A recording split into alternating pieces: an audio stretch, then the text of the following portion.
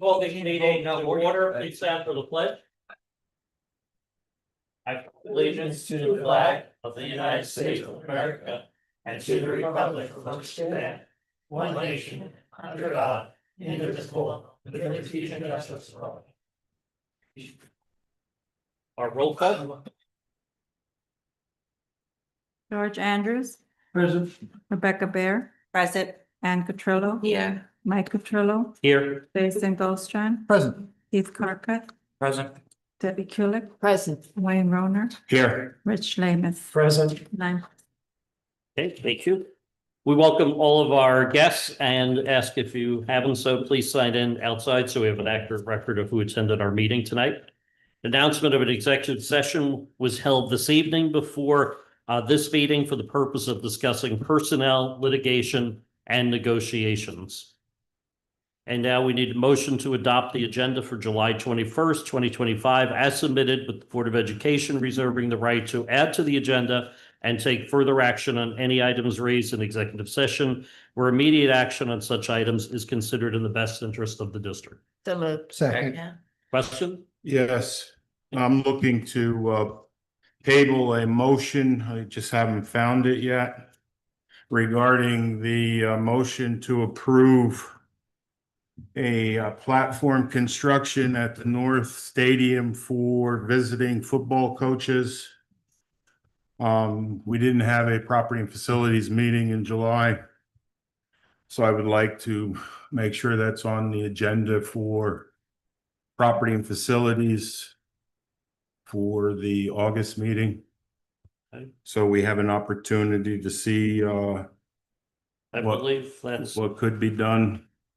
motion to approve the press box at High School North. I can't, Yeah, I see it. It's on, it's number 14. 14? It's in the 14s, yeah. A couple of pages into the 14. Yes, I found it. Page, I don't have the page number, Yeah, sorry. no, it's not on the page. Okay, Chris, can I just ask, would we, So there's two ways to handle this. You can amend the agenda to remove this. Okay. Or you can wait till the item comes up and move to table for the reasons you've stated. Okay, If you want to make that motion now, that's, it doesn't make any difference. okay, so, either or. okay, so, well, since you said it, why don't we do the motion now? I think makes more sense. Okay, so we have a motion to eliminate the motion to approve the additional press box at High School North. Do we have a second? Second. Any questions or discussion on that motion? If you table it, will it delay anything that we need done for the football season?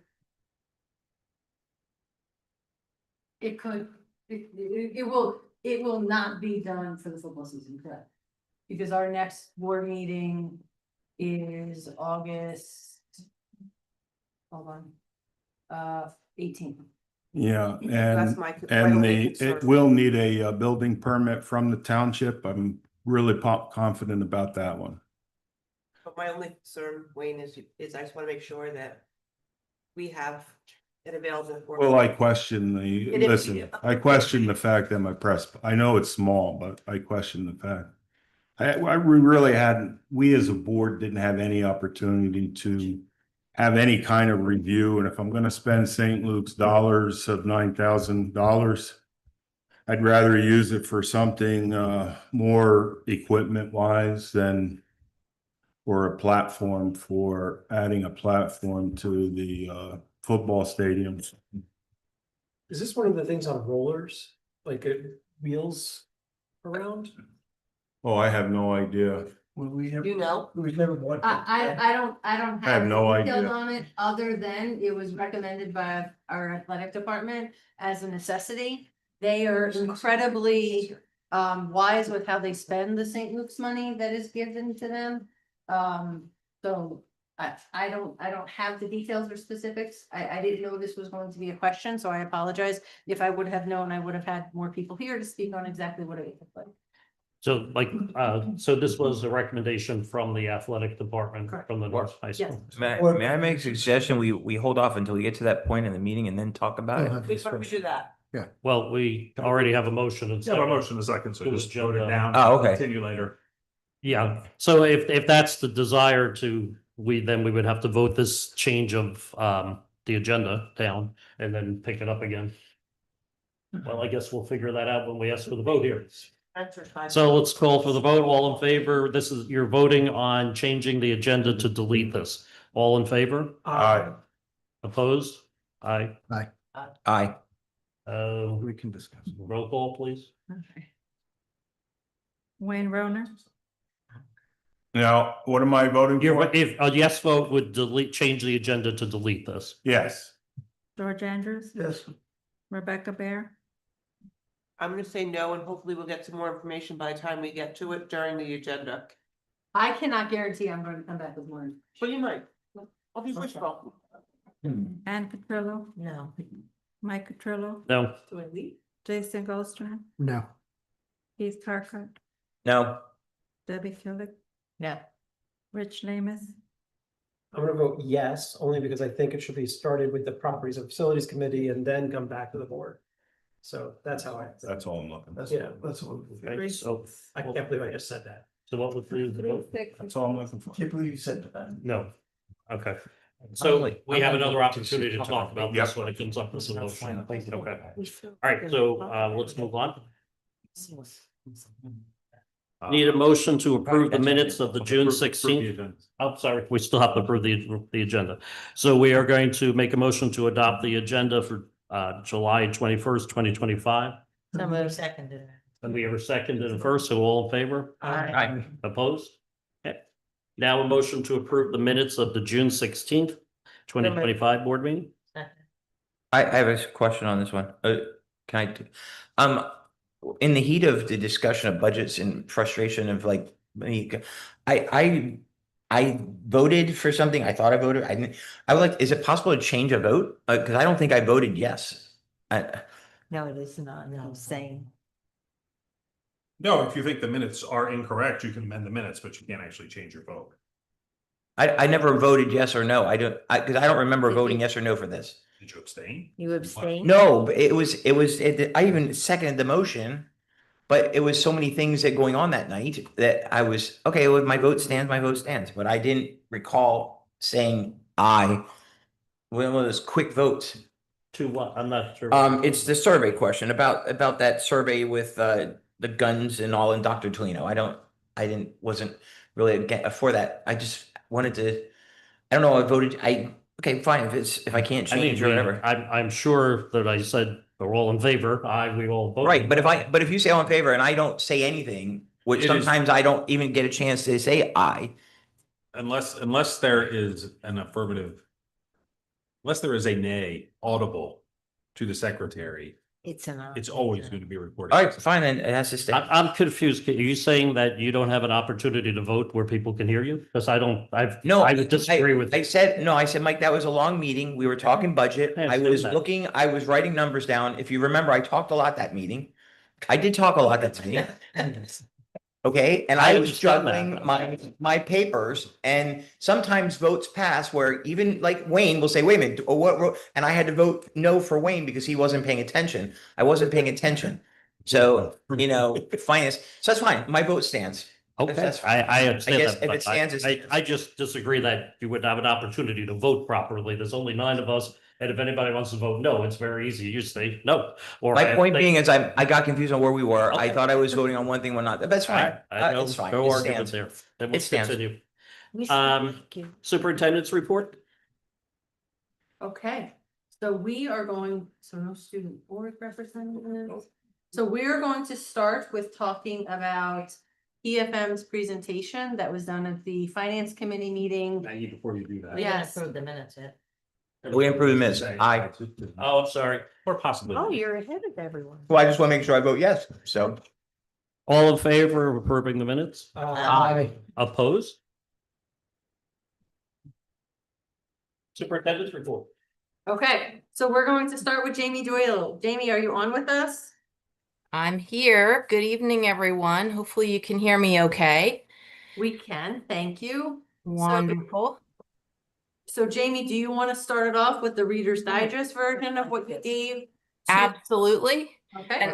And I would also just like to point out that my colleague Carly Kiesling is on the Zoom as well. Good evening. As well as Jonathan Cox, your bond counsel from Eckert Siemens. Good So if evening. I can go ahead and screen share, I will give you the Reader's Digest version.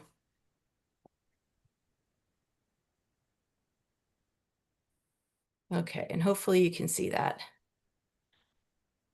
So we were contacted and asked to look at a debt restructuring for the school district. And the 3 bullet points on this page are important. So this is an analysis to provide debt service relief up front, and we'll look at numbers in just a second. And number 2 is very important. Most of the district's principal payments occur on September 1 each year. So this timeline is very tight if you'd like to proceed with it. And we described that to Finance Committee last week. And number 3 is also very important. Anytime you're thinking about a debt restructuring, it means you're stretching your debt out a little further. And we have to be cognizant from a legal standpoint that we don't stretch the debt out longer than the original useful life of the asset that it originally financed.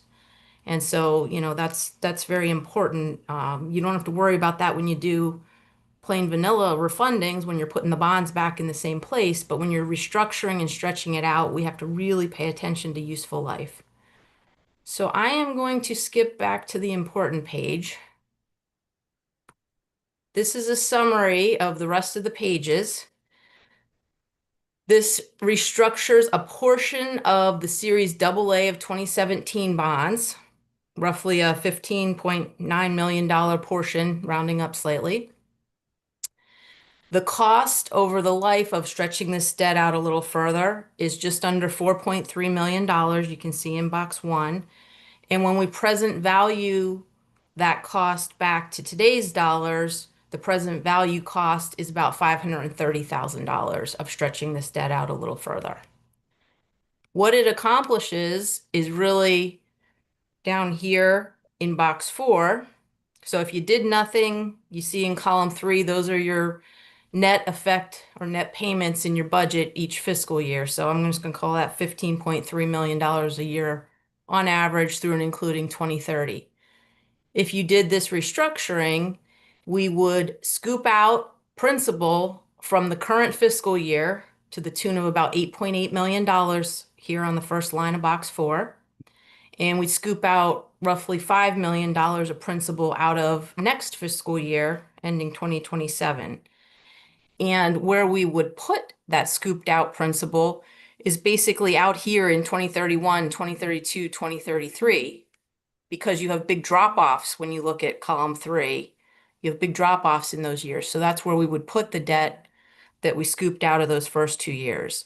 And what you see in the middle is mostly interest by stretching out that principal through and including 2033. So this is a short-term solution. You know, there's still tough decisions to be made in terms of potentially increasing revenues or decreasing expenditures to, you know, make this get your budget in line long term.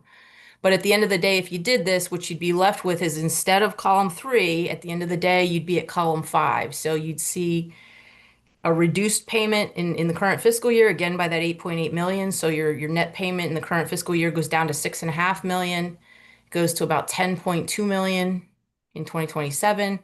And then again, the debt, because we're stretching it out, you're paying a little more interest. And so you can see what your payments would look like in the next 3 years. And then we are still preserving a lot of drop off in 2031 in the event that you need to structure debt for other things, albeit, you know, buses or capital improvements or whatever the case may be. We're trying to maintain a lot of flexibility for the future for the district, but, you know, this is a way to get some short-term savings. Again, about 8.8 million in the current year and about $5 million next year. I'm going to skip to the very last page because I want to talk about that tight timeline that I alluded to.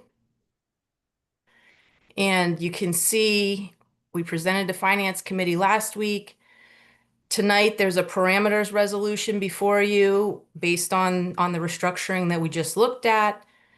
we would undertake the dual track process, which is what the district has historically done, meaning comparing a competitive bank loan RFP, the best bank loan proposal, to the bond market, and whatever produces the best economic answer is what we'd ultimately recommend.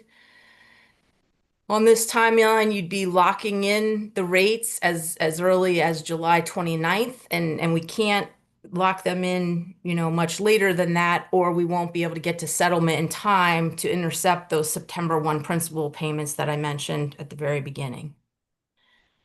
So I know that's a lot of information. I'm happy to entertain any questions for you this evening. I will just point out one more thing, if that's okay. The parameters resolution before you this evening, if you recall, and it's always been like this on every parameters resolution that the district has considered, will be for a maximum principal amount. So it has to be for more than we're really looking for, so that we have flexibility to resize the principal amortization after we get the winning bid. And so the resolution this evening is for $19 million, even though we're not going to really issue that much. It'll have a maximum interest rate of 6%, not because we think we're getting 6%, but again, we need flexibility in case the winning bid is a premium or a discount or a par. It's all about flexibility. And then lastly, a maximum final maturity, which is the easy part, because it would be, what we just looked at on the summary page as far as a maximum final maturity, which is actually in calendar year 2032. It's part of fiscal year 2033. So again, I know that's a lot of information in a condensed fashion, but I'm happy to answer any questions that you have at this time. Any questions from board members? So with this resolution, if the results fall outside of these parameters, we would not do anything, correct?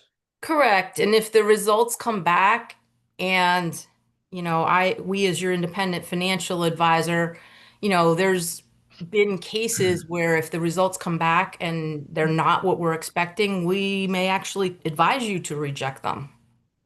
Okay.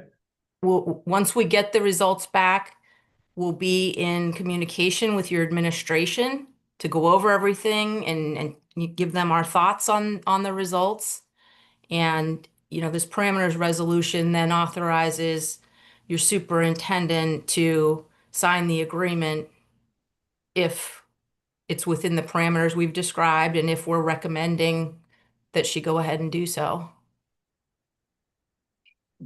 And that's if they come within the parameters? Yes. But so we're basically, if they're in the parameters, we're obligated to do this. Yes. As long as everything comes in as expected, that would be the expectation. There wouldn't be any further board action required. And again, we have tentatively set up a phone call with your administration for July 30th to go over the results, if you proceed this evening. What is the current interest rate that we're getting on most of our funds right now that are in reserve? Invested? Yeah, Liquid, I don't know exactly, but liquid investments right now are a little over 4%. Okay, so if we held that money in the bank and in our investments, we'd be generating obviously revenue that way. What's the delta, you think, between what we could be earning in our investments and what this will be costing us for the debt cost? It's pretty close right now. It's pretty close to break even. The borrowing rate's probably a little lower than the investment rate, but not by a whole lot. All right, and what will your fees be for these transactions, for this transaction? So I'm going to switch pages here a second. So we put together budgeted costs. As always, we're going to bid out everything that we possibly can. Bear with me a second.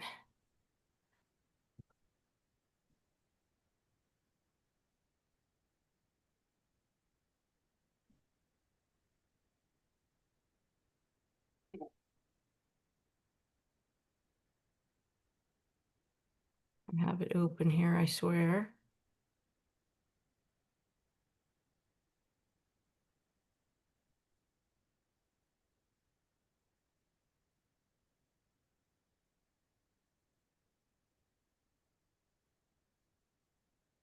Okay, can you see that?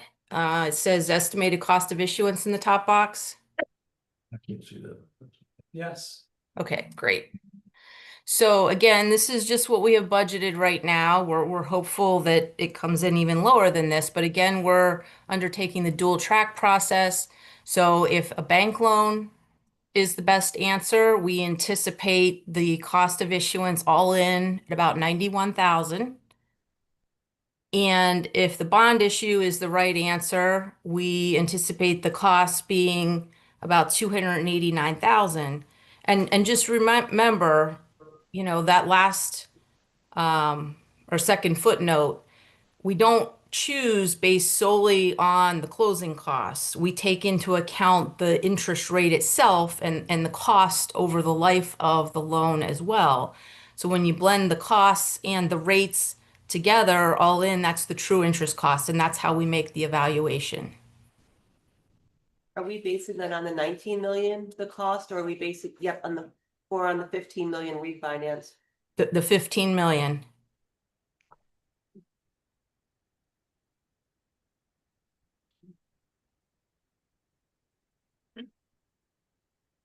Any other questions? I'm just doing some quick math in my head, hold on. So we have a 6% interest rate as our cap. Correct. If we were to say, well, we're gonna make this authorization for a 5.5% interest rate, does that negatively affect us somehow? Well, I don't know that we'd have time to change that in the documents for your consideration this evening. I'll defer to John Cox on that. I mean, I don't think you're going to get a 5.5%, but again, it's not about the rate in the parameters resolution per se. That's just a parameter. I mean, we do expect to come in well underneath that.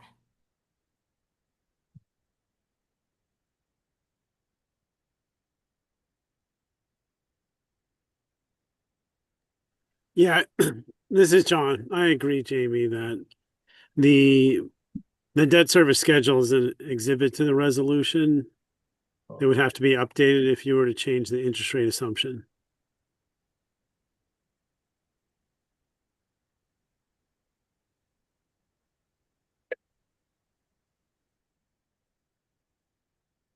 Can you put that back for 1 sec? I'm sorry. Oh, sure. I'm sorry. Again, this is just a budget. So don't get too hung up on what's budgeted for the bond issue, because the biggest components of a bond issue, the underwriter's discount, which goes to whoever wins the competitive process, Mhm. and the bond insurance are based on the size of the issue and they're bid out. So, you know, the biggest components get bid each and every time. Right. How much do you usually pad it, just out of curiosity, just so, you know? Well, we usually assume $7.50 per thousand for the underwriter's discount because that is the national average. Sometimes it comes in higher, which is okay because it means the interest rate itself is lower. Sometimes it comes in much, much lower than that, which is great too. It usually means the interest rate itself is higher. Again, that's why we evaluate on a true interest cost. Typically, bank loans have a higher rate compared to bond issues, but again, that's why we factor in the closing costs and boil everything down to true interest cost. And I think I have a page. Can I switch back to the other document? Is that okay? Fine, yeah. Okay, give me 1 second. All right, can you see this one again with the colors, the blue and the yellow? I'm going to skip back here a little bit. There's some information in the appendix. So, for example, you know, you can see historically going all the way back to 2015 on this chart, you can see sometimes the bank loan has been the right answer. Sometimes the bond issue has been the right answer. And, most importantly, we boil everything down to this last column, true interest cost, and that's how we determine what the right answer is. Because you can see in this next to last column, that's the underwriter's discount or underwriter's commission. And you can see sometimes you got a super low commission, 97 cents, and that's per $1,000 of bonds. And sometimes you got a higher underwriter's commission. But again, when you blend that with the rate they're proposing, whoever has the lowest true interest cost is who won these particular issues.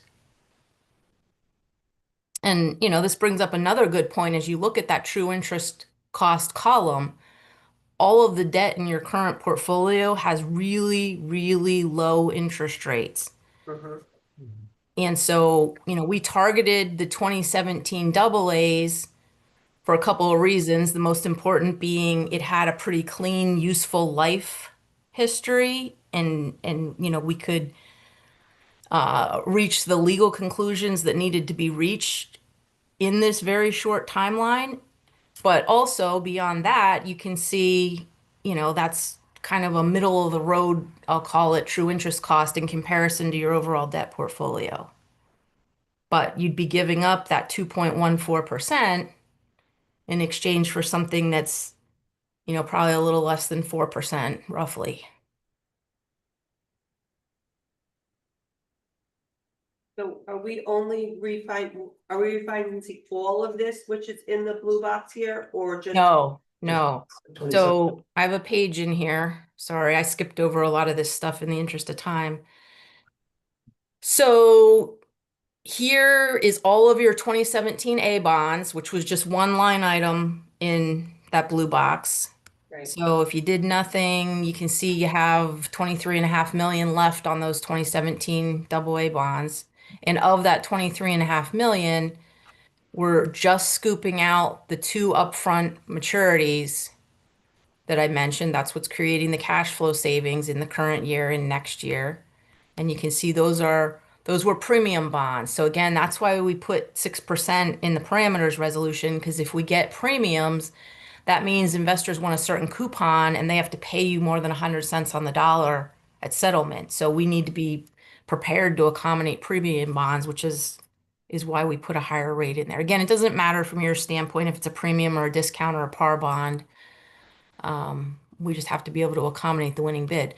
So we're refunding, roughly 15.8 million of that 2017 AA. And then in this scenario, you would have remaining payments on the 2017 AAs, no principal in the next 2 years, but you'd still have the rest of the payments left on that issue. Does that answer your question? Yeah, so it's the Janney one and the Bank of America one for the most part. Yep. Going back to the blue box. Yep. Oops. And it's this one too right here. Yeah, it's Bank of America. 2017 AA. Okay. And they charged us the discount price of 2.81 when they did it way back in 17. Right. Jamie, it's Keith Carter. I have a question. I know this has been brought up. I know I listened to the finance committee meeting, and I was concerned with the discussion of our credit rating and our future bond issues if we ever had to. I mean, I know when it comes to bond issues, I'm a little confused on some things. I do know one thing. If people are unsure of our credit rating, they might not want to buy our bonds, and we might not be able to sell bonds later. And I'm just worried about our future. I mean, to save a couple $1 million now and push it off, like I always said, I've always said over the years that our credit rate, I mean, our bonds we're just borrowing on one to pay off another. We're just taking out another credit card to pay off an old credit card. I'm just confused about how this will affect the district's status as far as ratings for future issues and future debts and everything else if we do this. So all very good points. First of all, your current year's budget may very well, if it really shakes out the way, it's currently stated, may very well affect your credit rating. Certainly school districts do restructurings like this for cash flow relief, and this is, a bit of temporary relief to give you time basically to make some tough decisions. And again, in very general terms, that means some combination of increasing revenues and decreasing expenditures to get, to a balanced budget standpoint. So credit rating agencies typically they do annual surveillance on you, whether you do a bond issue or not. You don't need a credit rating when you do a bank loan, but it doesn't stop the rating agency from doing annual surveillance on you.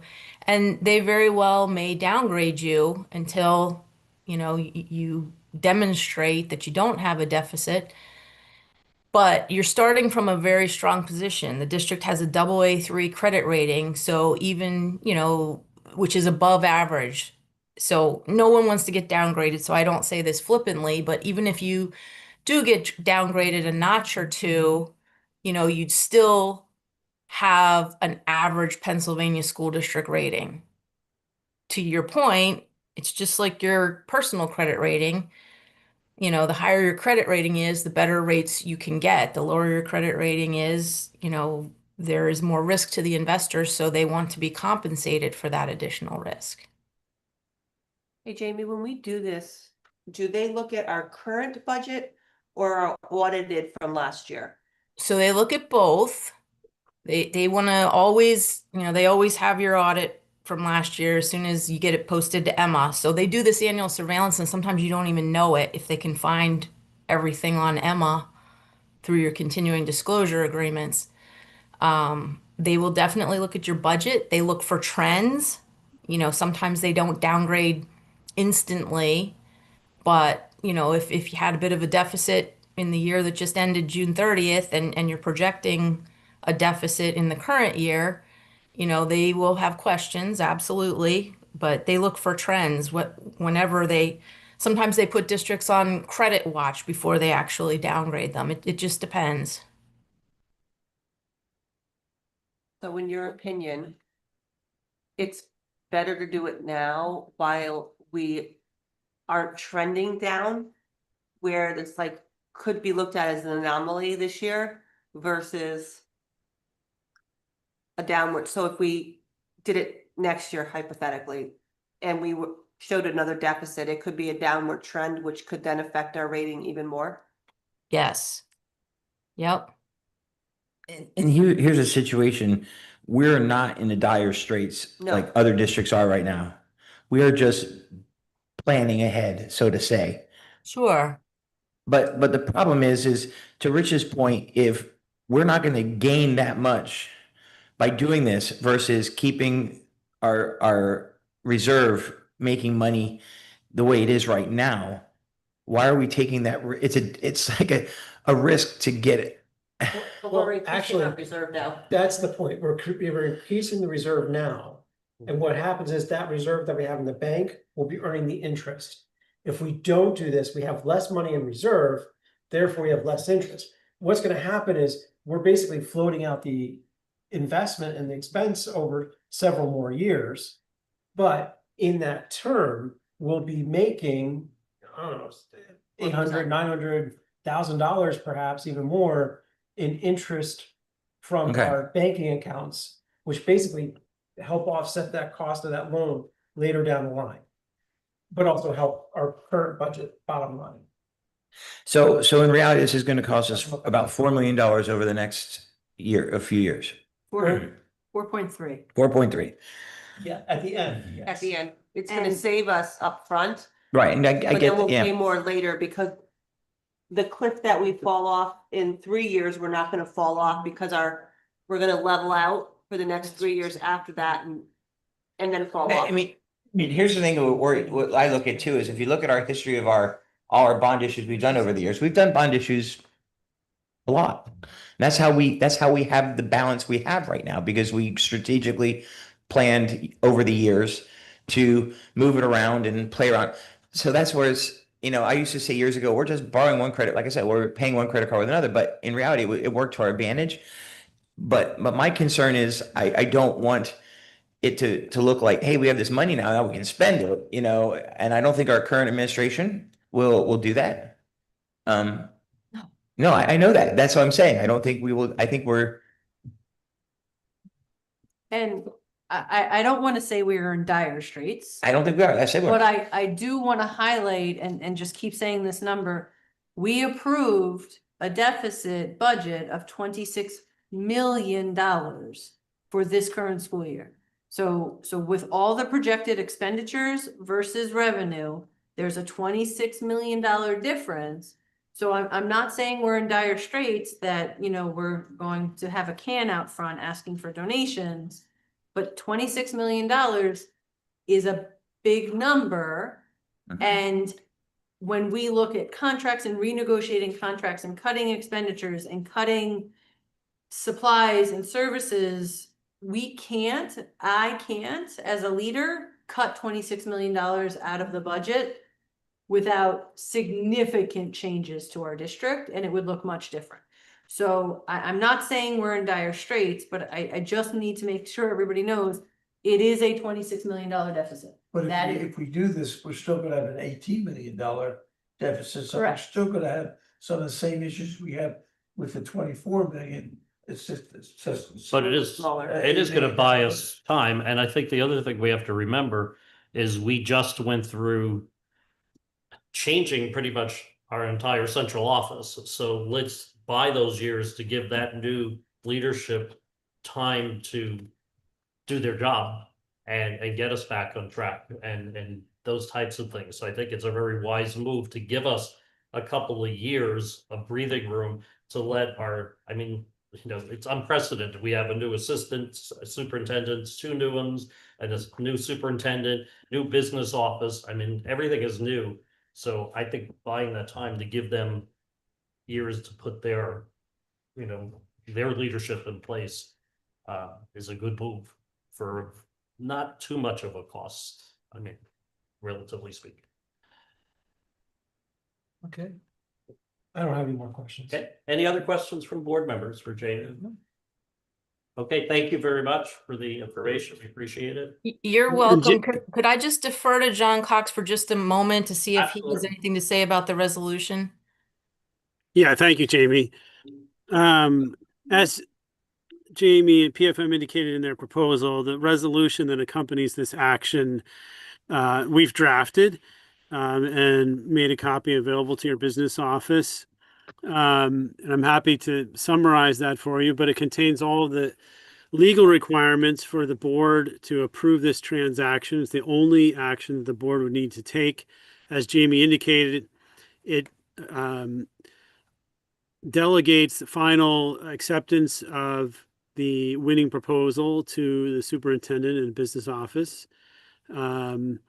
Authorizes all of the filings we need to do with the Department of Community and Economic Development under the Local Government Unit Debt Act, and contains all of the other requirements of federal law, both the tax code and securities laws, if we were to do a public offering. So it provides you the maximum flexibility and options to optimize to get the best and lowest true interest cost, as Jamie indicated. I'm happy to review the resolution with you in more detail. As far as the agenda goes, I wasn't sure whether the board would be voting on that under the Finance Committee report or unfinished business, or whether it was included in one of the other action items, but I just wanted to make sure that the board took formal action on the resolution itself.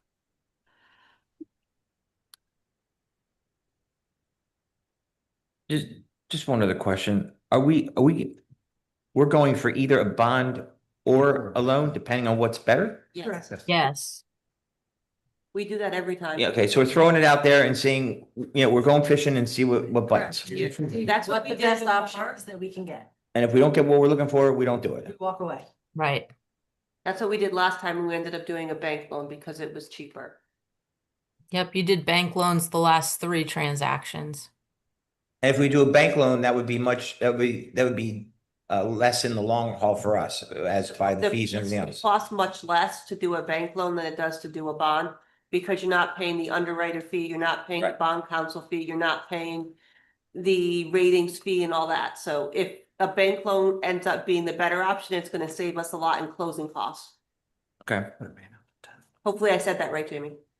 Yes, it has lower costs at settlement, but it typically has a higher rate. So that's why we evaluate it all in from a true interest cost standpoint. Okay. Okay, anything else? All right, Jamie, Carly, and John, thank you so much for your time. We appreciate it. Jamie, I will probably send you an email or a text once we are done and we know the way it votes, unless you want to stay on and watch my presentation then. You are more than welcome. I just might do that. I learn something new at every meeting. Maybe about bond ratings. Yes, there you go. So Anthony, I'm trying to, and it says host disabled participant screen share.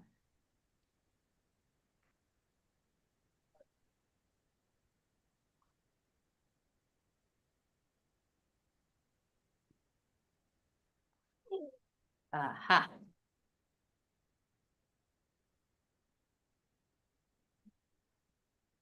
Snacking. The snacks. It says request blocked.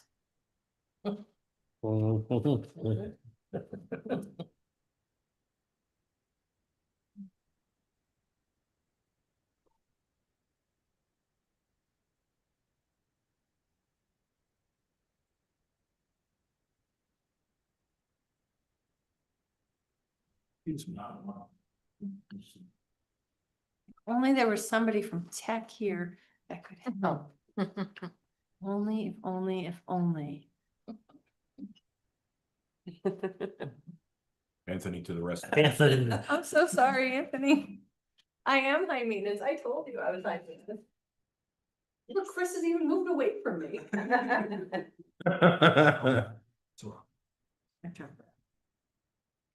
Where? Sure. Might want to stay away from this. Is you. Yeah. Oh, just. Look, I'll tell you what to do.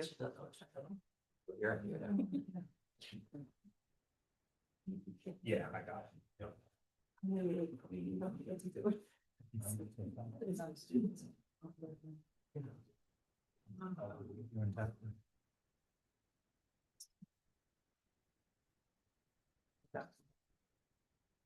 There it is. Hold on. Woo-hoo. Don't get excited yet. He has to walk away from this and then it won't work. Yay! Yeah. Thank you. See, Good job. technology to the rescue.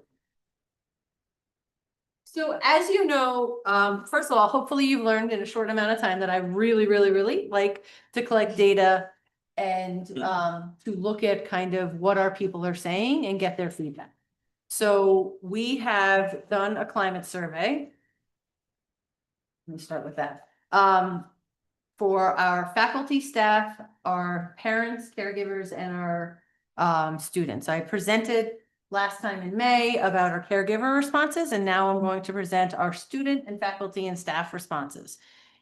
So let's start first with student responses. Before we go, I just want to kind of level set about the data that we're going to look at. None of this is used as an I gotcha for our administrators. We are not wagging our fingers because somebody is saying there's a low sense of belonging or that people don't feel safe. We are using this data so that we can make informed decisions about how to more positively impact the climate and culture of our schools. This is not meaning somebody is doing anything wrong. So I just want to make sure we're all on the same page. I have broken this data down by grade span. So elementary, intermediate school, and high school. Internally, all of our schools have this data. They've had it for probably close to 2 months, and they're already working on informed decision-making based on this information. We are using this to focus on where we can improve the student experience. That is what we do. We serve our students. So we need to know from our students, our families, and our faculty and staff what their experience is and how we can improve it. We have collected this data to inform our decisions, as I said, and to make sure we have very, very strategic goals. Every building will develop one goal based on this data set. Now, realize all of this data, you're going to walk away with some thoughts, maybe some assumptions, and it's almost not fair to build assumptions based on this. There is an infinite number of factors that impact the culture and climate of a school. So we cannot pinpoint just one thing. So what I'm going to request from our building leaders is that we're making micro changes. Sometimes when we go in and we make a macro change and we change everything, we actually make it worse. One, you can't just change everything, right? Throw out the baby with the wash kind of saying. We're going to make small intentional changes to see their impact, measure their impact, and then keep it moving forward. Too much change, we lose our intention. It becomes incredibly overwhelming, and it's honestly too difficult to track. So think about this as a scientific study. We take one variable at a time. We're all good with that before we see this data? Okay.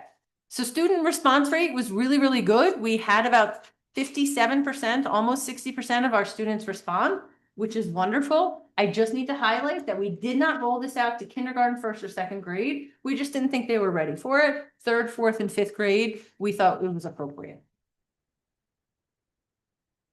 I also believe our response rate will increase as people see that we are using this data to actually make change. So as we keep talking about it, and we're very intentional to say, oh, well, we're doing this in response to the climate survey. When the climate survey comes out next year, people are going to have it in the front of their mind and be more apt to respond. So as we look at the data, so this is the high school data of student responses on climate information. So do I feel welcome in school? Do I enjoy being in school? Am I treated with respect by adults, by the admin and adults, students? Do I have friends in school? Am I comfortable? Do I feel safe? And then specific locations. I'm going to take you through the process that I take our administrators through. When we look at data, we never go to what the root cause is. We start with notice and wonderings. As leaders, we always go to, I'm going to solve this problem. Oh my gosh, only 34% of the intermediate students feel that they enjoy being in school. I need to make school more fun. We don't want to go there when we first look at data. We want to just sit back and allow the data kind of seep in, let it marinate with us, if you will, and think about it. So the noticings and wonderings, as I look at that data, I am noticing that the intermediate level appears to be lower than every other area. And my wondering is that more developmental than specific to East Stroudsburg? So if I looked at other school districts' climate survey data, am I going to see that that mid-level drops for everybody? I think I know that answer, but that's just my wondering. I noticed that at least 9 out of 10 students report having a friend. My wondering is what impacts this? And how do we find that one student that doesn't feel connected to a friend? So again, I'm not going to solutions. I'm just going wondering, how do I figure this out? I notice that feeling safe is lower than I would prefer. Now, as an administrative team, we talked about what lower means, right? So when we did this in this very room with the administrative team, they were talking about, oh, that's really high or that's low. And I kind of did a timeout and I said, define high for me. Because what's high for you might not be high for me. So as an administrative team, we literally level set that if it's 75 or above, we will say that's high. If it's 25% or lower, we will say that's low and we probably need action there. And if it's 50%, we're just going to keep a watchful eye. And I just think that's really important that we're all on the same page with what we're saying. So to me, my noticings are feeling safe in school is just lower than I would prefer. And then my wondering is what's causing that? Do they feel unsafe because of media? Do they feel unsafe because of bullies? Do they feel unsafe because they don't have the academic safety in their classroom? Safety is just such a broad word. So like, I want to sit down and talk to our students about that. So every building will have a student leadership team that will meet monthly. Every one of our schools. And then I'm going to pop into those meetings several times a year and bring some of these questions. But our building administrators are going to ask some of these questions as well. Because the data can tell us a lot. And let's be clear, we can make data say a lot of things that may meet our narrative, but I want to know more. So another one of my noticings from this data set was feeling comfortable is higher in the elementary school. And I just wonder what happens to the students as they age that makes them feel less comfortable? What changes is that? Is that developmental, or is that something of the student experience that we're controlling? So the next data set is students' response to our facilities. So this is kind of a weird, that first line is school is in good condition. If they answered that, it was skip logic to go to another question. If they felt that the school was not in good condition, then it went and they could choose all the areas that they did not think school was in good condition. Does that make sense? So the gray areas are out of the percent of students that felt school wasn't in good condition, and they were able to choose all of what their areas of concern were, and bathrooms. And I can honestly tell you, the concern with bathrooms and talking to students isn't necessarily our cleanliness, but of how students are using the bathrooms. That students are vandalizing the bathrooms. Students are throwing paper towel down the toilet. Students are flushing vapes. All of those things. So it's not necessarily that our environmental services isn't doing their job, but that students aren't treating the bathroom with the respect that they should, which I don't know about you, has always been my experience in schools. So again, I'm not going to jump to an assumption that our bathrooms are not clean or that somebody's not doing their job. I'm going to have some conversations with kids. So this question is a rough question. So we ask, are you or have you ever been treated badly because of? And then students get to choose all of them. So again, it's a question, have you been treated badly? Yes, have. And they get to choose all the ways that they have been treated badly. So if you add these up, it might equal more than 100% because students were able to choose more than one. The bottom row is the most important one to me, of students saying they have not experienced this. So all the time we hear about bullying in schools, everywhere, okay? I think it's really important, like specifically at the high school, almost 7 out of 10 students are saying they haven't experienced any of this. That's impressive. So I like to frame it not only as 66%, but like how many out of 10, because it kind of changes the way you're thinking about it than just having a number. There are some issues like intermediate school. Raise your hand if you're surprised that 30% of those students said it's body image. It's literally developmentally where we're at with those students. So this just helps us understand what students are focusing on when they are unkind to their peers. So my noticings, more than 5 out of 10 students report that they have not been treated badly by a peer. It's great. But my wondering is 50% of the faculty are reporting that students are not treating each other with respect. So 50% of our faculty is saying that there's a lot of disrespect, but more than 50% of our students are saying it's actually not an issue. Where is there a disconnect? Body image appears to be the highest area of being treated badly. That's my noticing. My wondering is this in social media or actually in school? So when we talk about body image, is it because somebody is going up to them in school and saying, you're a chunky monkey? Or is it that on social media, somebody has commented, or I don't even know all the phrases, but not liked something on social media or said something unkind? And are these direct comments or indirect messaging? So if I post something of, don't I look pretty today, and nobody responds, am I then inferring that I have a body image issue?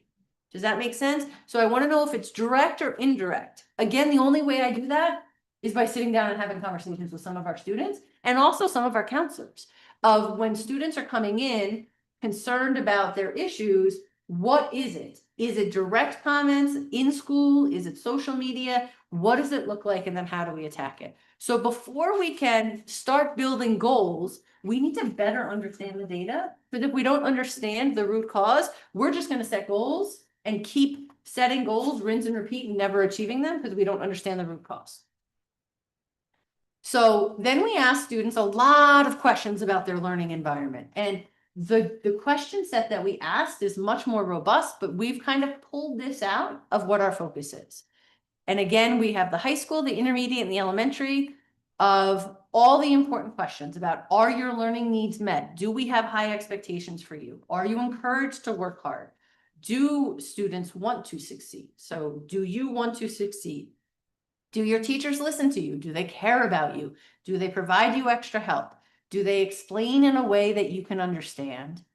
To me, the most important one on this slide is I have at least one trusted adult.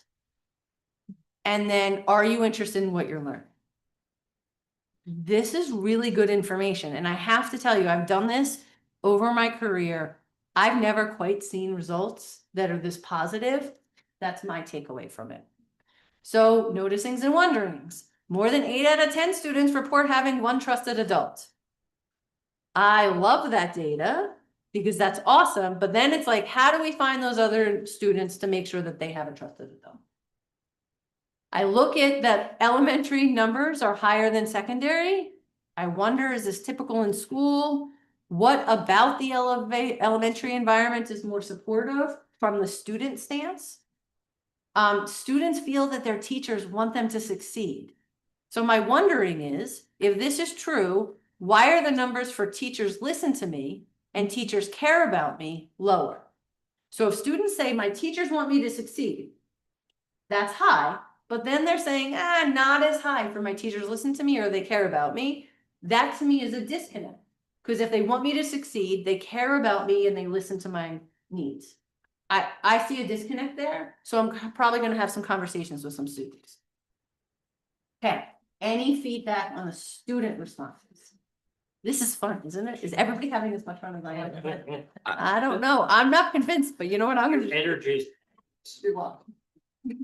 All right, so faculty and staff. So here are the faculty and staff responses, and almost 87% of faculty and staff responded. This is really impressive. Like, we have a really good sampling size of people who are very, very open to telling us what is going on in their experience as an employee in our district.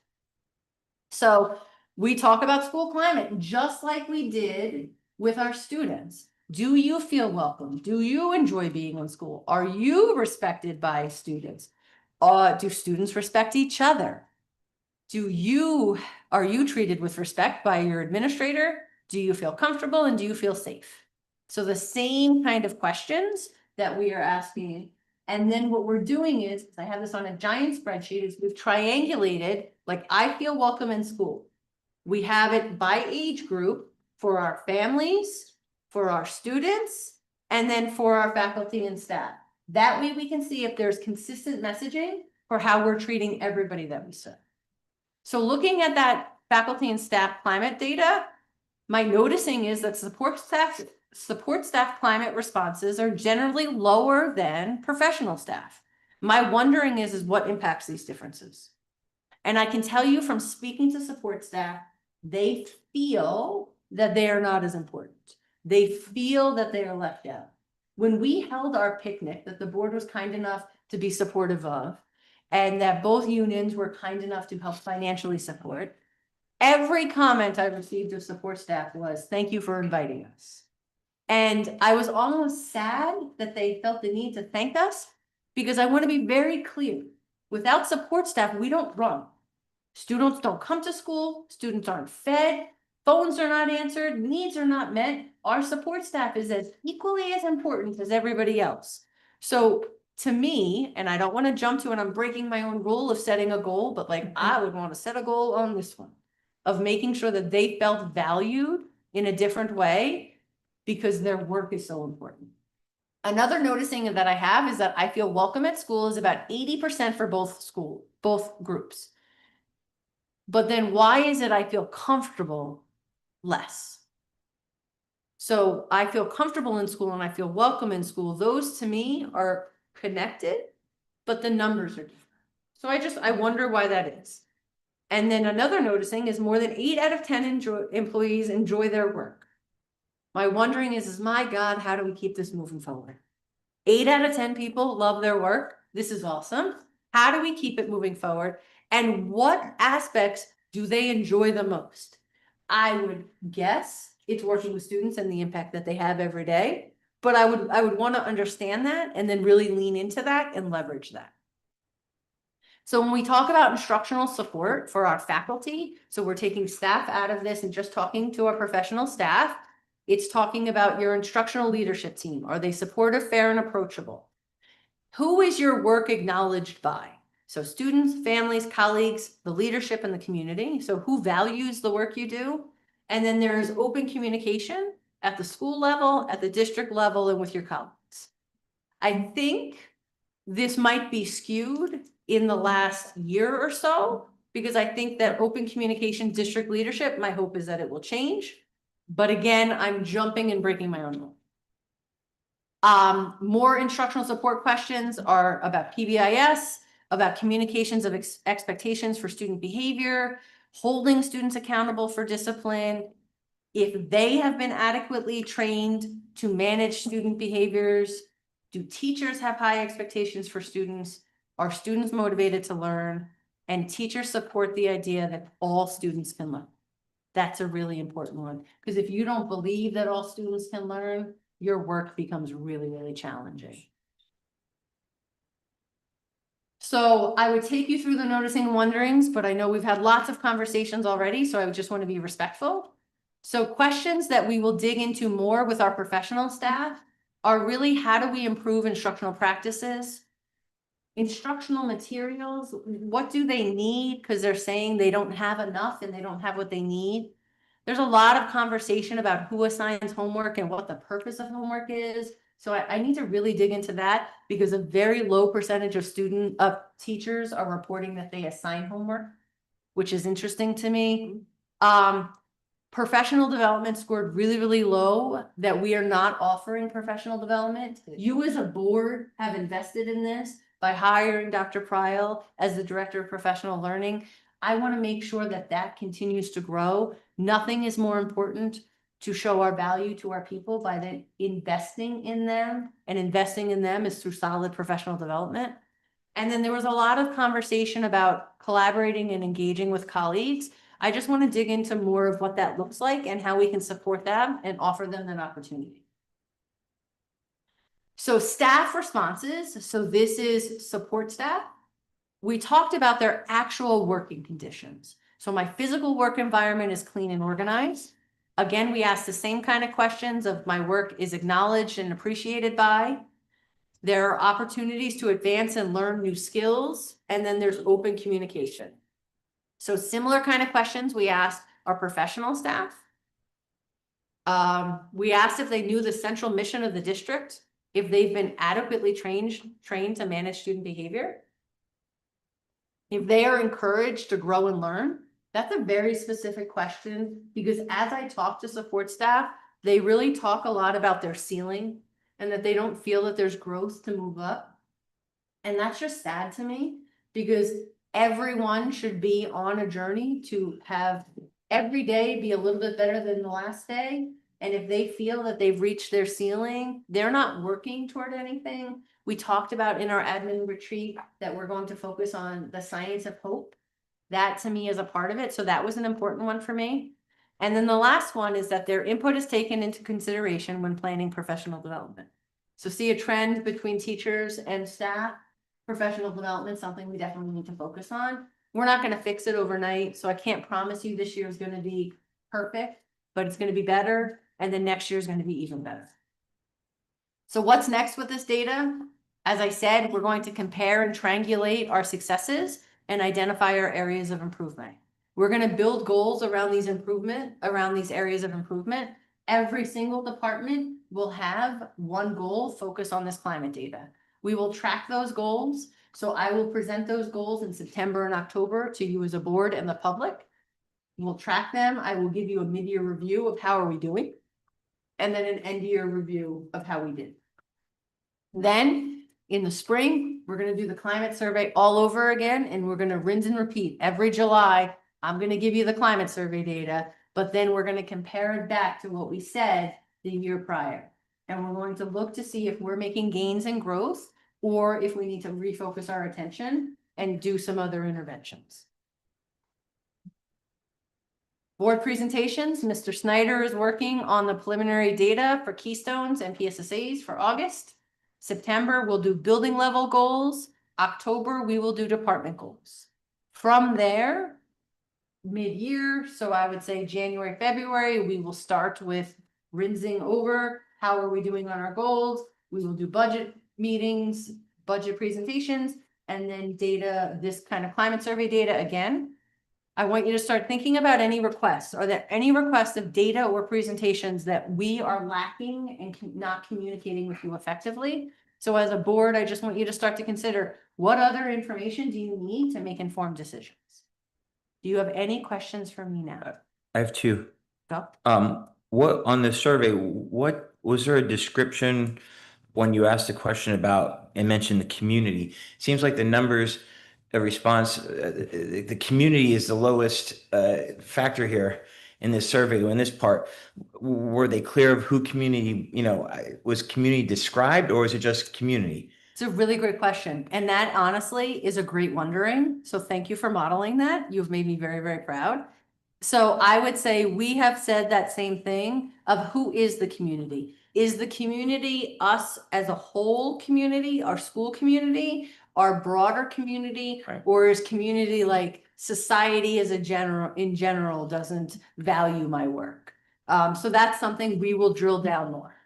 Because I think that would be a success of making this even of a better district if we know what our community is and how we can make it better. I completely agree. Absolutely. And then one other question is, what can we do to get the responses from our North High School? Since only a very, the responses from the, can we resurvey when we come back to school? We do not want to over survey our students. So what I had said was that some of the response rates were lower than we would have liked. What we will do is, as we start to use these data points and show that we're making change, people will increase their response rate. Also, I need to set up, and I didn't clearly articulate what I wanted out of this. So I said I want students to take it. I will clearly define when I want students to take it, and that I want class to shut down, third block, for 20 minutes on this date, and every student will take it.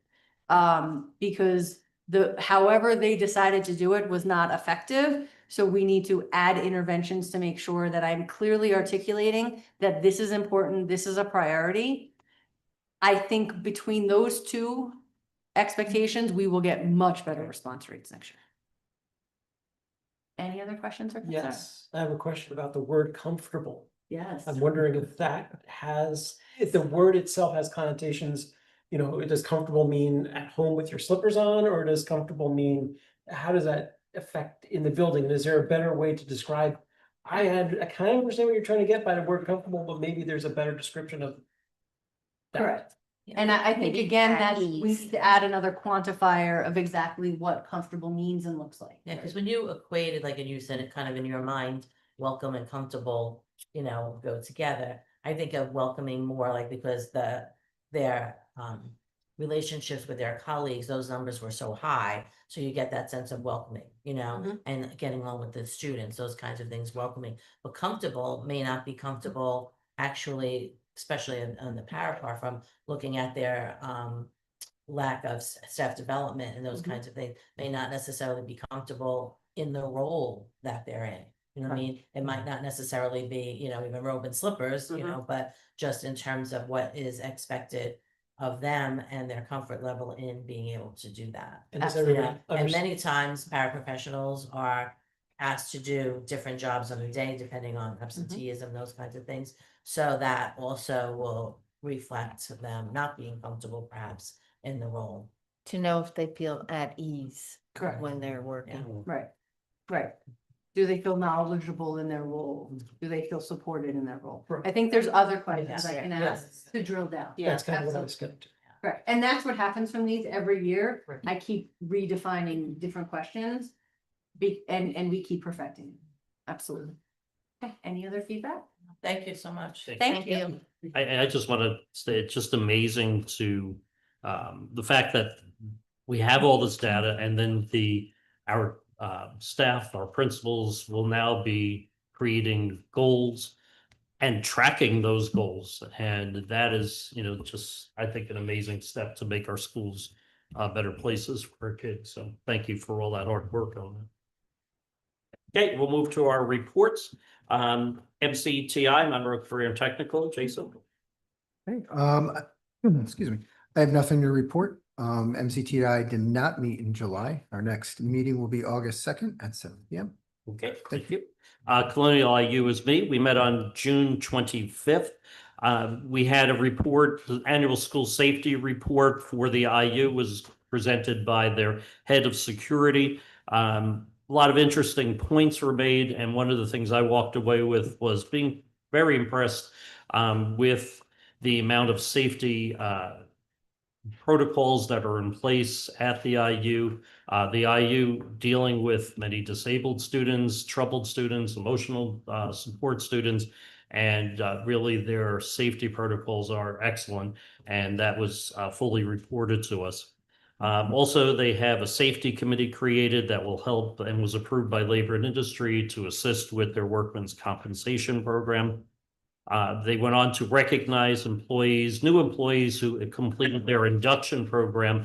The IU very much tries to recognize the new employees because, as we know, with a teacher shortage, especially in the area of special education, especially in the area of treating students with more severe disabilities, they go out of their way to recognize their new staff and work with their new staff. So that was done. The other thing they do, which I thought was very interesting, they honored their retirees, but they will be bringing all of their retirees back for a meeting in the summer to get more input from them as a group, as a collective group, to see how they continue to improve the various programs at the IU, which very interesting idea. Also, the summer administrative workshop was held. I'm sure probably many of our administrators went. Stronger Together was the theme. It was very, very successful. The IU workshops, as a member myself as administrator, are always excellent, and you really come away with a lot of good information and get an opportunity. Administrators get a chance to which we don't get a chance to do too often. You can network with administrators from all around the IU and other districts. So that's really usually a very great program.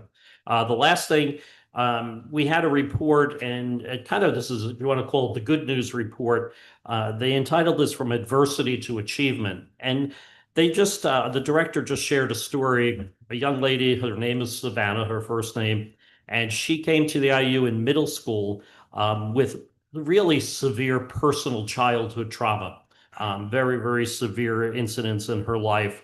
And she was placed at Colonial Academy, which is an alternative school. She was there for a few years and then was able to move herself into another level, which is therapeutic emotional support, which was a level of getting her out of Colonial Academy. But by her high school year, she was actually ready for regular education and was removed from special education. She just graduated and she was honored for academic excellence in English from her high school, and will be attending Regent University in Virginia for majoring in psychology. So again, you know, someone said before, all students can learn if we believe in them. And it's just a great lesson. And the IU constantly presents examples of students who, you know, the world may dismiss, but with work, focus, care, and compassion, they do achieve. So it was just nice. And the IU is very big to report those. So just nice story to hear. Okay. Property and facilities, Wayne. Property and facilities did not meet in the month of July. The next property and facilities meeting is Wednesday, August 6th at 5:30 here and via Zoom. Okay, thank you. Education programs, Ann? We also did not meet in July. Our next meeting is Thursday, August 7th at 5:30, both here and on Zoom. Okay. Finance Committee, Rebecca? We did meet on July 14th and we had a robust agenda. You'll see on the agenda the approval for Keystone Fire and Security 5-year internal sprinkler inspections for Smithfield Elementary, Middle Smithfield, and High School South. You'll see the approval of the sale of 18 cardiac G3 AED units that are approaching the end of their lifespan back to Cardio Partners as a trade-in program with an estimated value of $1,800 for or $100 per unit. We're also disposing of 11 AEDs that we cannot trade in because they're issued prior to 2011 and they're no longer eligible. You'll see the approval of the internal institute agreement for restorative practices. You'll see the approval of the purchase from Lakeshore Learning for furniture in a combined for 2 special ed classrooms, and that's being paid for by access funds. You'll see the approval of the yearly Renaissance products and services for interactive learning practices for teachers and students. You will also see on the agenda the bread and dairy bids for 2025-26 school year. And there was 2 change orders on there from Daktronics, one for the north scoreboard and one for the south. We also had one of the invoices and applications of payment. And we also heard the same presentation that you heard tonight from PFM. And that is what we discussed. And our next meeting will be Monday, August 11th at 5:30 here and via Zoom. Okay, thank you, Rebecca. And the ever popular policy. Well, policy did meet in July. We're very proud of that. It was a rather quick meeting. No one, I'm saying, not many people showed up. I want to say no one showed up. We did have people The here. important people. were The here. important people were here. And we are passing on the following policies to be submitted in the month for review in the month of July with subsequent board action in August. We're passing on policy 626 federal fiscal compliance, policy 626.1 travel reimbursement federal programs, policy 827 conflict of interest. And just for the record, these 3 policies are basically based on PSBA recommendations due to federal funding. So those are possibly correct due to federal funding compliance. Then policies for old business, we're passing on policy 105 curriculum, policy 106 course plan, policy 107 adoption of curriculum. Actually, course plan was formerly guides for plan instruction, and adoption of curriculum, formerly adoption of plan instruction. And then policy 108, adoption of textbooks, policy 111, lesson plans. And just for the record, these policies were suggested by the discussion of our education committee, and they've been tuned up and are being passed on for public review. Our next meeting will be here in this room at 4:30 p.m. on August 18th.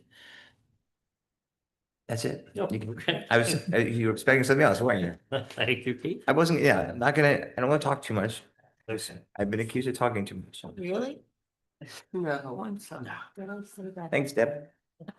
Public participation, reminder to all that it is limited to agenda items and by residents and taxpayers, and 3 minutes each. We did have someone pre-sign up. Libby Donnelly, you do have an item that's not on agenda. However, I don't want to close you down. So if you want to give us a brief summary, and then we can direct you to an administrator that will get back to you to be able to assist you with your concern. Okay. You don't mind before I start, as a parent in the district, I do appreciate all of the work that you did to formulate those surveys. I think it's really important that not only did you share that data tonight, but that you seem to regularly reference back that you want to talk to students in the schools. I think that that's invaluable. So thank you for that. So the reason I'm here tonight is because I serve on the Shawnee Valley Owners Association board. Now, in the past, this school board has worked with us to move the school bus stop back into our community and have it be in a better place. So first of all, I want to say we appreciate that. Our association is in a unique situation where we share a road system with another association that doesn't have their own exit or entrance into the community. Now, in the past, we have shared our school bus stop with them.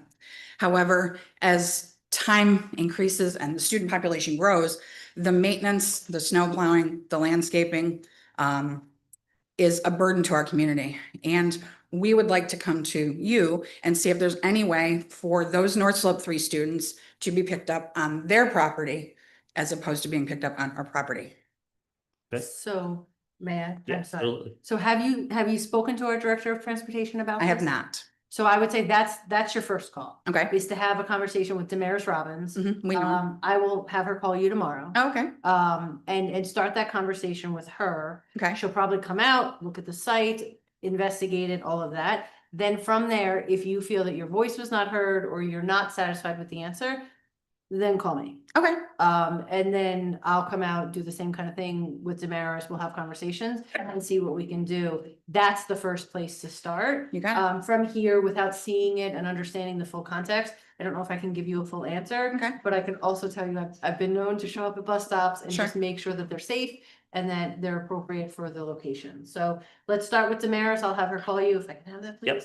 I'll have her call you Okay. tomorrow and then we'll go from there. Okay. Okay, Thank you very much. I thank you. appreciate it. Okay, do we have any other public comment? Okay, anybody online, Anthony? No, okay, thank you. There's thousands. I mean, everyone who wants to speak. Comment. Yes. Okay, then we'll move on. Anyone on the board, any unfinished business? I just wanted to say, I wanted to thank Damaris Robbins, who is the Director of Transportation, and the entire Transportation Department, and all those who volunteered to help with Safety Town on Saturday. I was there and they involved the emergency services, and it was very well done, and those who got there enjoyed it. So thank them Yeah, very much. absolutely. It was an impressive event, so thank you. Okay, thank you. And on WNEP, so just. Even better. Yeah. Thank My you, Tim. grandson was pictured. What could I say? Excellent. Okay, any other unfinished? Before we move on, Mike, I see that Jamie's sticking around, I presume in case we have any questions or further discussion about the financing Okay. item. So it might be useful to move that up to the front so she doesn't have to stay on all night. Okay. We are going to, her motion is the first one in number 14, in section 14. I'll let everybody get a chance to get on. Everyone see that? And I'll read it. A motion that the Board of Directors of East Stroudsburg Area School District does hereby authorize the administration to work with PRM Financial PFM. Advisors. Yeah. PFM. PFM. It says PFM. FM. Says PRM. Okay, well, we're gonna work with PFM, not PRM. Financial advisors as financial advisor, Eckert, Siemens, Sharin, and I'll say Below, because I like wine, and Below, as bond counsel and the solicitor in conjunction with the issuance of general obligation bond note series of 2025, issued via a competitive dual track process, that proceeds for which will be used towards the current refunding and restructuring of the district's general obligation bond Series A of 2017. And please do not ask me to read that again. So moved. Second. Questions, discussion? I just have a question. Then when it refers to solicitor, is it you, Chris, the solicitor? Yep. There's partners with bond counsel to do that. He Okay. represents us and the bond Yeah, counsel. just does there's a few specific items that have to be put in an opinion letter that require local knowledge. So you've all been properly elected, you've all taken the proper votes, you followed the law, etc. Okay.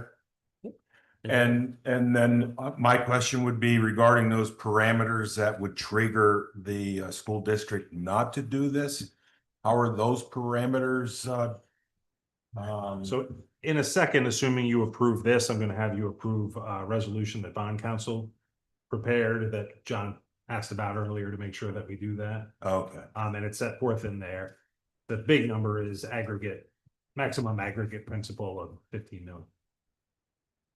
Okay. 19 million, sorry. 19. Any other questions? Comments?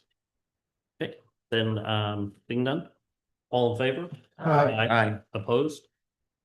Okay, and Chris, you have a. Yeah, so it would be a motion to adopt the resolution prepared by bond counsel authorizing the issuance of general obligation notes in the maximum aggregate principal amount of 19 million and to pay the cost of issuance. So that would be if we ended up doing bonds versus a bank note.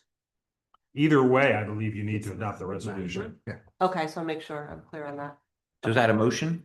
That was the motion. So move. Oh, second. Okay, second, questions? That was my question. So it's Okay. regardless of whether it be a bond or a loan, We're still gonna do that office. we still need the authorization from bond council. Correct, okay. Any other questions? Okay, seeing none, all in favor? Aye. Opposed? Okay. All right, we're gonna go flip back then. Okay. She's still here. Jamie, did you get all that? I did. Thank you so much. I don't have to text you now. Thank you, You Jamie. don't, but Night. I'm flexible think you should do tomorrow it if you want to chat soon. about anything. 4:30 AM, do it. Okay, thank you. How 4:30 should be here. Okay, I think I'm back at the right place. A motion to adopt or repeal the board policies is listed. So moved. Second. Questions? All in favor? Aye. Opposed? Motion to change the reorganization board meeting, which was scheduled to take place on Tuesday, December 2nd, 2025 to Monday, December 1st, 2025, and to advertise to reflect the change. So moved. Second. Questions? All in favor? Aye. Opposed? Motion to approve the admission of a total of 3 foreign exchange students sponsored by the following: the Council on Standards for International Education Travel Listed Agents. Second. Question? Yeah. I have a question too.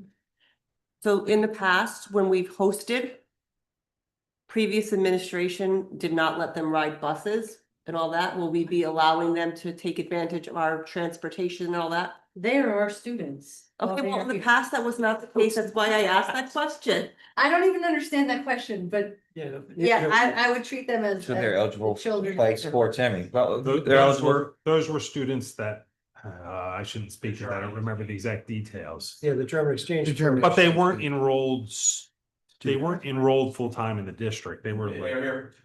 But Right, still, they Well, they weren't were- allowed on our buses or anything like that, so. right, because they weren't enrolled. Because they weren't enrolled students. These are enrolled students. Okay, Okay. I wanna make sure. Okay, good. Any other questions? Thank you, Mr. Zoll. Well, it's just something I Happy to remembered. have you. Okay, seeing none, all in favor? Aye. Opposed? All right.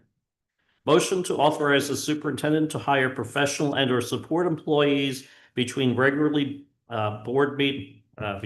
scheduled board meetings as the superintendent deems necessary and desirable for the efficient operation of the district, subject to subsequent ratification by the board at the immediately following board meeting. So moved. Second. This would never happen without one, you knowing it in an email, and 2, an extreme circumstance. Thank you. Okay, any other questions, comments? All in favor? Aye. Opposed? A motion to approve the settlement agreement for employee 3612 as presented. So moved. Second. Questions? All in favor? Aye. Opposed? A motion to approve the following affiliation agreements with the East Stroudsburg Board of Education listed below. So moved. Second. Questions? All in favor? Aye. Opposed? Motion to approve the notice of charges for employee 10542, having concluded that the charges are sufficient to support termination. So moved. Second. Questions? All in favor? Aye. Opposed? Motion to approve the termination of employee 8489, having concluded that the charges are sufficient to support termination. So moved. Second. Questions? All in favor? Aye. Opposed? Okay, before I need the next motion, there is one change for the school year department chairpersons. There are 4 of them listed for health services and special education. And the only thing that's incorrect is the amount. It did read 4374 for the stipend. However, it should be 4593. The 4374 was the 2425 rate, so the correct rate for this year is 4593. Just change that one changed in there. Okay, so a motion to approve the employment actions listed in accordance with the associated applicable policies, procedures, and contractual agreements. So moved. Second. Questions? All in favor? Aye. Opposed? Okay, we'll skip the one that we already did, and we'll go down to motion to award items A through G in accordance with the recommendations of the Finance Committee. Second. Questions? Just a question. I know that the scoreboards are on the change order with the soils and so forth.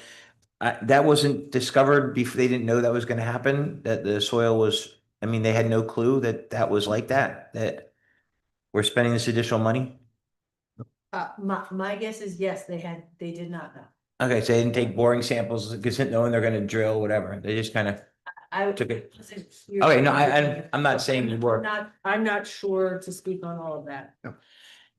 Alright, and then, okay, and I don't know when to bring this up, but I think, like, we put these scoreboards up, but we don't know what's happening with them and so forth, so I mean. Like, there's a lot of issues of who's running them and everything else that we haven't really discussed. Or administration hasn't said that what's gonna happen with them. There was a question of students running, I don't know, from what I understand, I don't know if students will run them. So we're embedding this into the curriculum at both North and South High School. Mhm. We've also created an EDR position. So at the EPR committee, we did talk about this. We talked about that we're embedding it in the curriculum, so that's one. And two, that we're creating an EDR position, I'm sorry, a Schedule B position. My last district just came through on me on that one. A Schedule B position, because if we wait until students are in session, we're not ready to go for this football season. So we created a Schedule B position. That way we can make sure that we have graphics and everything is up and going for our football season that is coming. And Then those people will translate this into the classroom and students will start to take over these roles. Absolutely, it will be embedded in the curriculum. Okay, because I'm concerned with that. I was worried students would not be involved, and that was the main reason why I voted to have this board, to have our curriculum work, the students working into this, you It's know? a wonderful experience, and I know Mr. Snyder has been I working. mean, there's with whole us. careers on this, actually, stadium, there's careers on Absolutely. doing this. I completely agree. And I want to give our students the opportunity to succeed, you know, in any way possible. And this is a great way for students to be involved in sports that can't participate in sports. And I just think it's a great thing. All right, I just want, Of course, identified at each of the high schools. We have the teachers identified.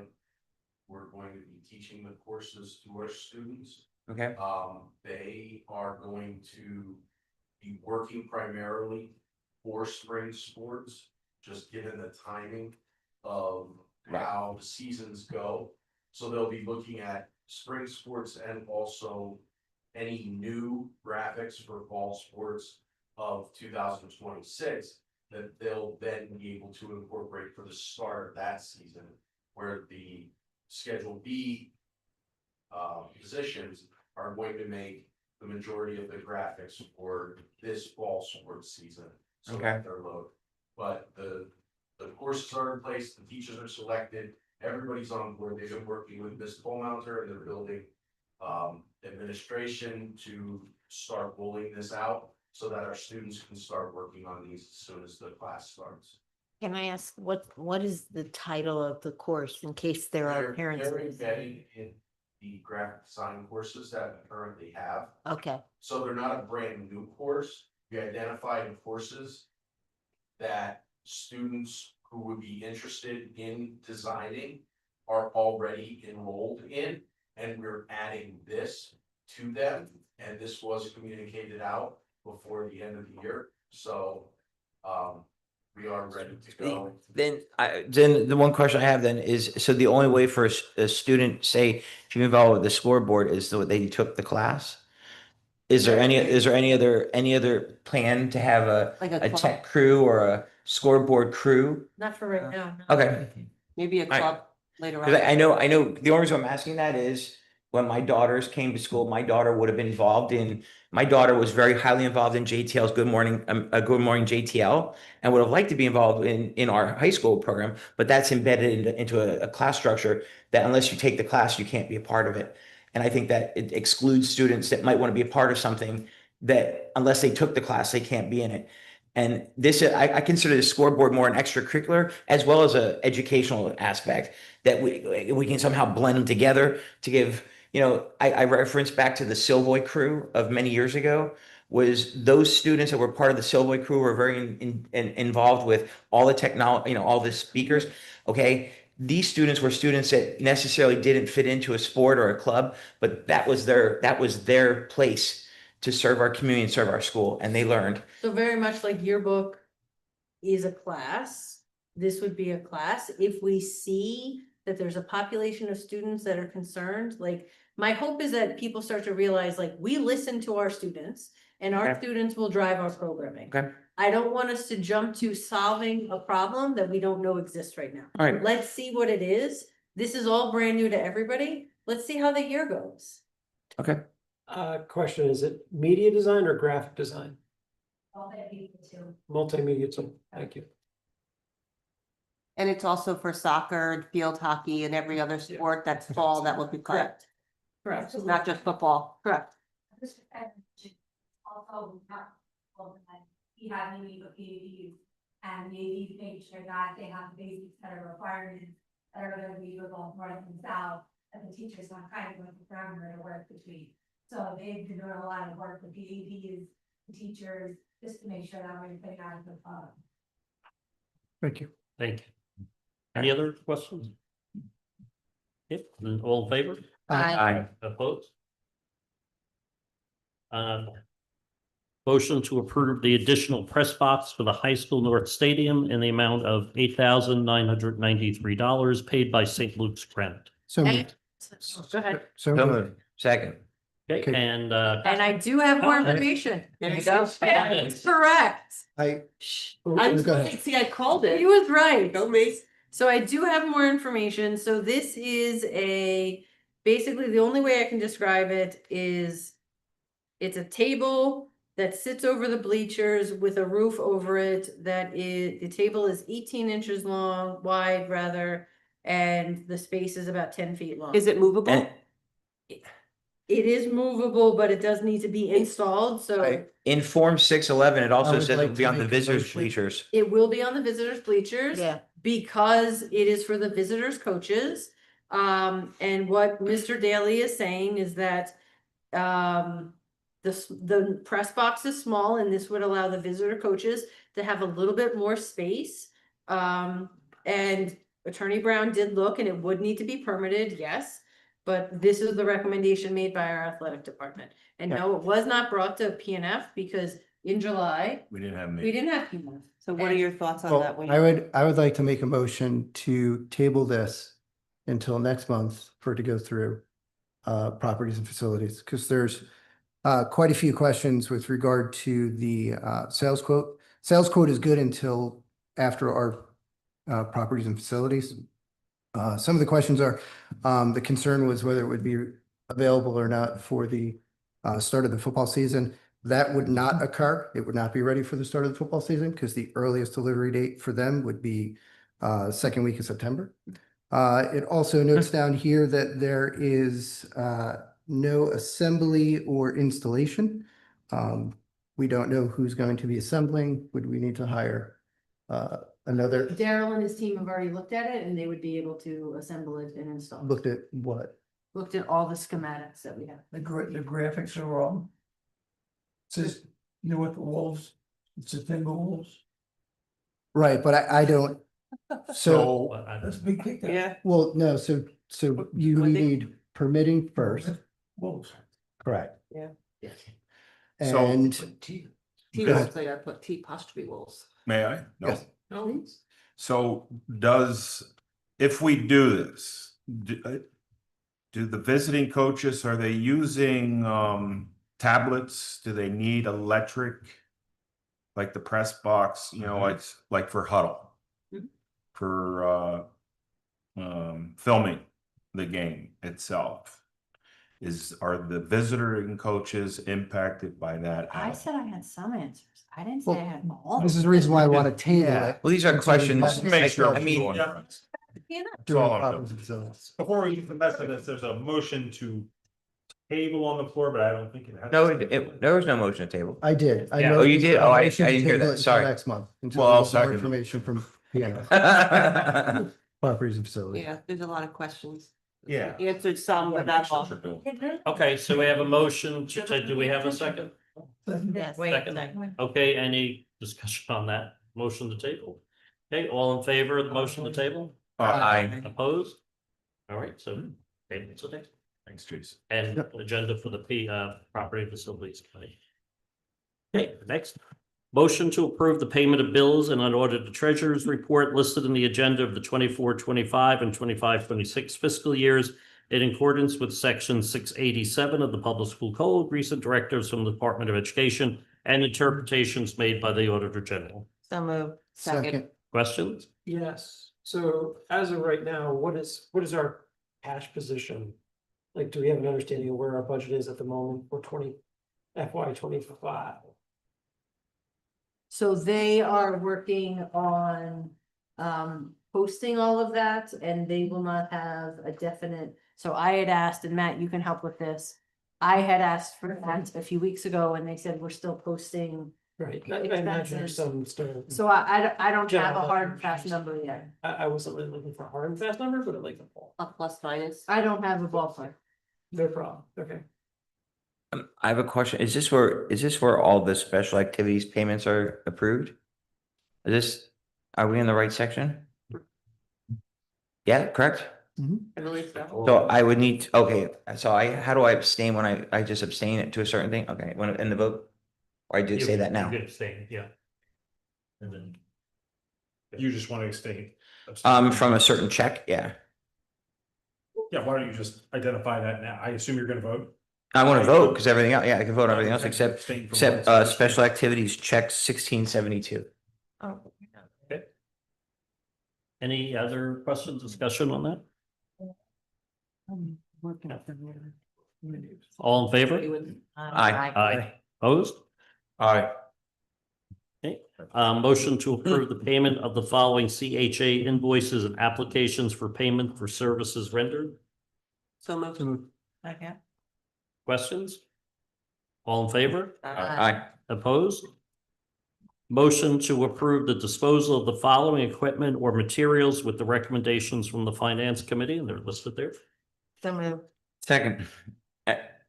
Question? How are we disposed? Well, are we selling it off to We're third? donating some. Zoning? Some we are selling, and some we are not able to be sold, so they will. Recycle them. They're being recycled properly. I mean, Absolutely.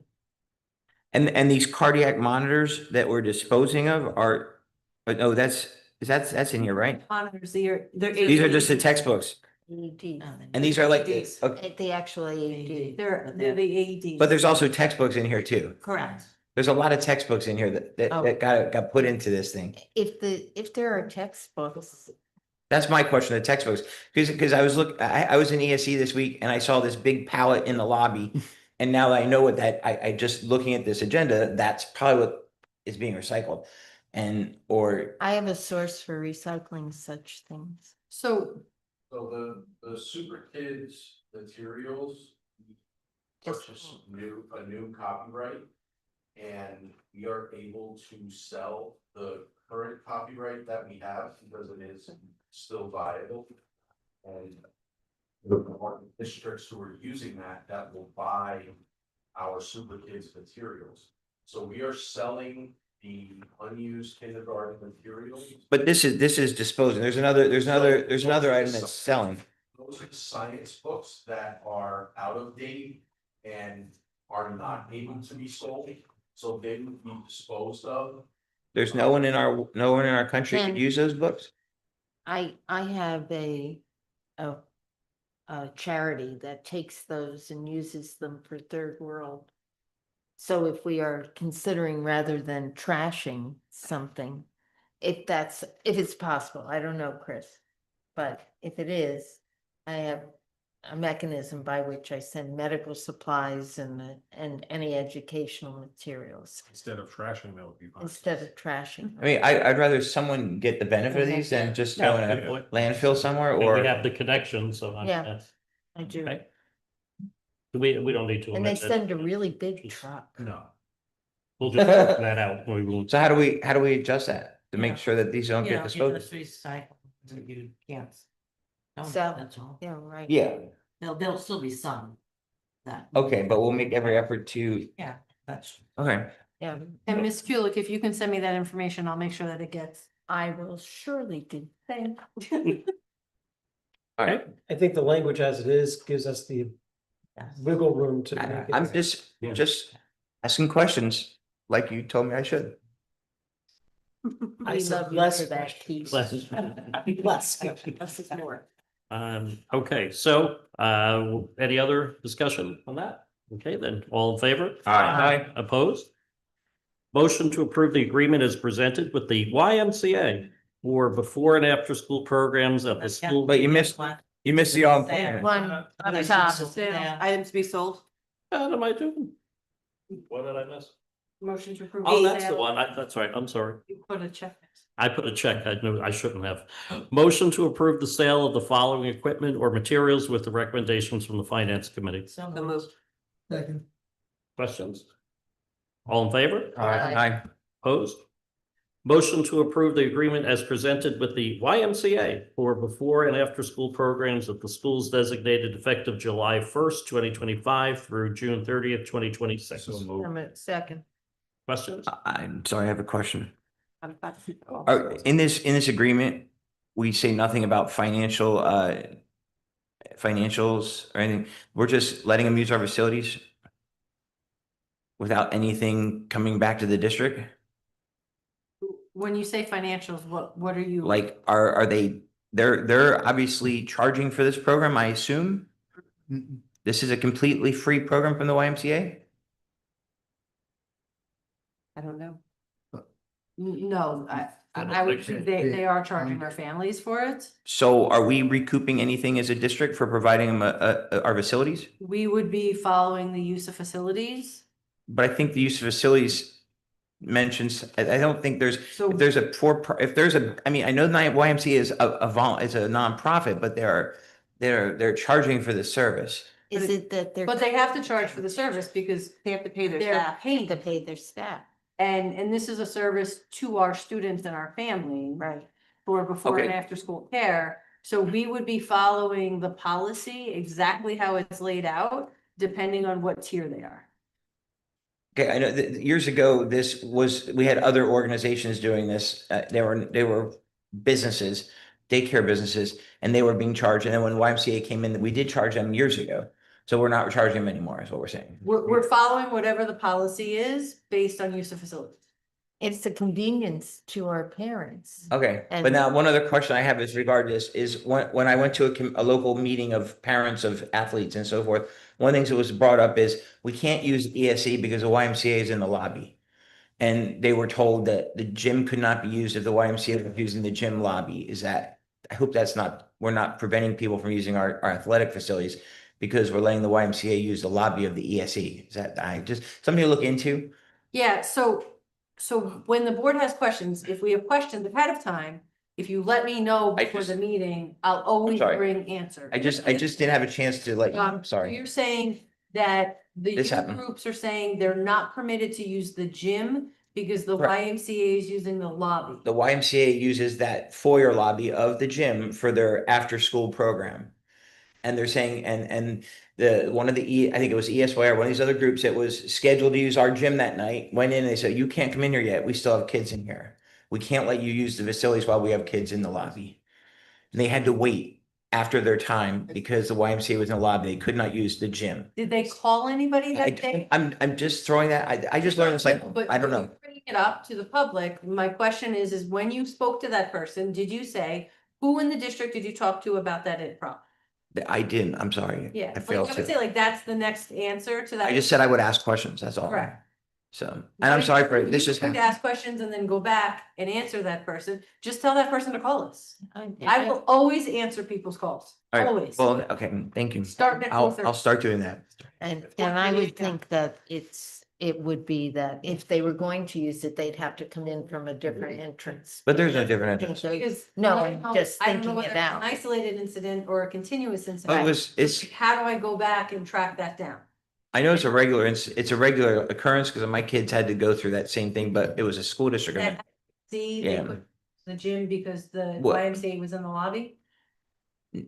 No, our school, I can explain it to you later if you want. Okay. There you I go. just, only reason why I honestly, I just looked at this and I looked at it when I reviewed my stuff this weekend and I wanted to disturb you on the weekend, but I will disturb you on the weekend next time. Disturb me what? Yeah, I don't have free time. Any other questions? 4:30, I'll give you a call. Love it. I'm I'll glad they're in answer. all the elementary schools now because in the past they were only in select. Yeah. So I'm happy to see the Y. I think it's a great service, and I think, maybe Yeah, we it should is. provide It's that a service. well-used service too. I mean, it's- Especially for our north elementary Salaries. schools, Mhm. there is no before care for our north elementary People. schools, especially Bushkill. So I'm Sure, really yeah. happy to see that they're there. There's no bus service or daycares that will transport, and by having that, it Yep. gives an opportunity to parents up there as well. Yep. Okay, great. Then, all in favor? Aye. Opposed? Motion to approve the revised 25-26 East Stroudsburg Area School District School Calendar as presented. Second. Aye.